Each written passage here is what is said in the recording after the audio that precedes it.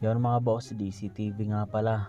At ang gagawin ko ngayon mga boss, itong Civic na to, Honda Civic SIR mga boss, magpapalit ako ng headlight mga boss. Ito nga pala yung kanyang Civic ay naka headlight, bago pa din yan mga boss.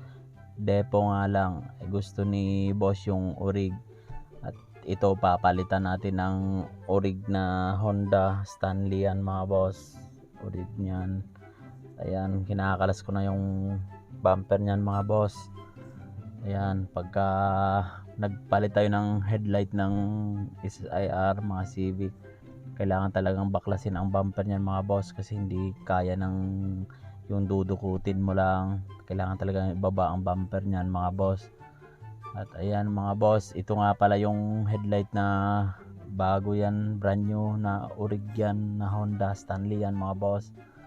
At ayan, bali isang pares yan mga boss.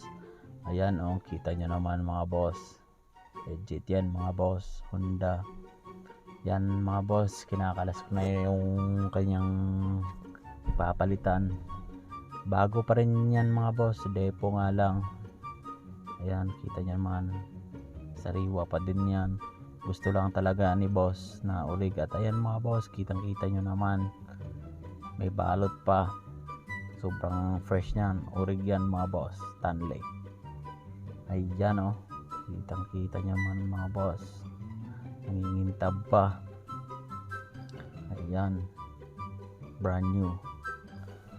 Ayan mga boss, ang presyo nga pala niya nasa mga 20k pataas mga boss. Pares na yon mga boss. At ayan, dumaan yung aking kasama kasi may gagawin din siya dyan. Maglalagay din siya ng water plug niyan mga boss. Magpapalit din si boss. Shoutout nga pala sa may-ari nito, talagang iba. At ayan mga boss, naikabit ko na nga pala dalawang headlight. At ayan, binabalik ko na yung bumper mga boss. Ganun lang kabilis, iba talaga ako gumawa. At ayan mga boss, patapos na, kinabit ko na yung mga clip niyan sa ibabaw, dalawang tornilyo sa tagiliran.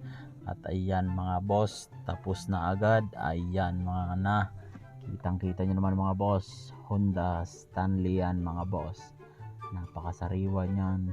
Ayan, shoutout nga pala kay boss, napakalinis din ng kanyang engine bay. Ayan, kitang-kita nyo naman mga boss, naka B20 nga pala yan mga boss. At ayan mga boss, yung pinagpalitan na depo, napaka sariwa pa, bago pa din. At ayan mga boss, tapos na. Ayan, kitang-kita nyo, napakakintab, napaka-forma ng Civic ni boss. At maraming salamat sa suporta mga boss, sa susunod ulit.